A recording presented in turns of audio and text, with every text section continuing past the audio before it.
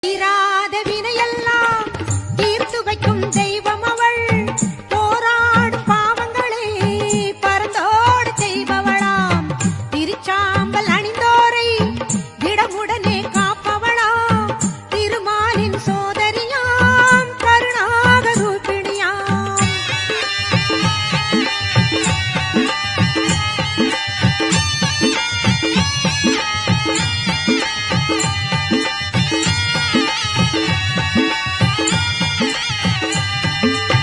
எங்கும் நிறைந்தவளாம் ஏகாந்த ரூபிணியாம். எங்கும் நிறைந்தவளாம் ஏகாந்த ரூபிணியாம்.